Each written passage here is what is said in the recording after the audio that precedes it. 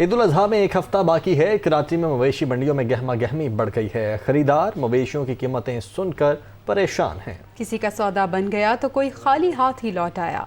मजीद जानेंगे कराची से हमारे नुमाइंदे मोहनिस अहमद से। जी मोहनिस, बताइए।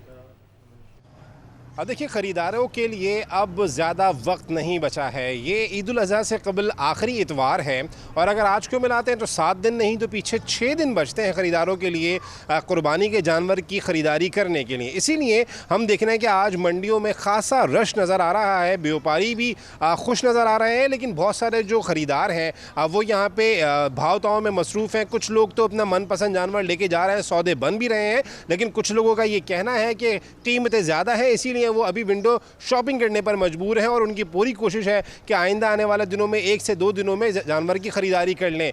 मंडी इंतज़ामिया के मुताबिक 3 लाख से ज़ायद जानवर लाए गए थे, जिसमें से तकरीबन 50% फ़रोख्त हो चुके हैं। ये मजमूई तौर पर जिसमें छोटे जानवर भी शामिल हैं, बकरे भी हैं, जबकि गाय, भैंस, बैल और ऊँट भी शामिल हैं। जो ख़रीदार हैं उनकी जानिब से व्यापारी बहुत ज़्यादा कीमतें तलब कर रहे हैं, जबकि व्यापारियों का यही कहना है कि पीछे से चूँकि गाय का चारा और दीगर अखराजात बहुत ज़्यादा उन्हें बर्दाश्त करने पड़ते हैं, जगह का किराया, इसी वजह से कीमतें ज़्यादा देखने में आ रही हैं। लेकिन अब हम ये देख रहे हैं कि जो चांद नज़र आने के बाद ख़रीदारी बढ़ी है वो पिछले दिनों में नहीं नज़र आ रही थी। अब चूँकि तयन हो चुका है ईद, अगले इतवार को ईद उल अज़हा का पहला दिन होगा, तो इसी वजह से जो ख़रीदार हैं उनकी तादाद बढ़ चुकी है। मंडी में ख़वातीन, बच्चे, फैमिलीज़ भी नज़र आ रहे हैं, बुज़ुर्ग भी हैं, और कोशिश यही की जा रही है कि अपना मनपसंद जानवर लेके जाया जा सके ताकि इनके जो बचे हुए दिन हैं उसमें उनकी खिदमत की जा सके और इसका भरपूर सवाब भी हासिल किया जा सके और सुन्नत इब्राहिमिया पे फिर ईद के दिन अमल किया जा सके। जी।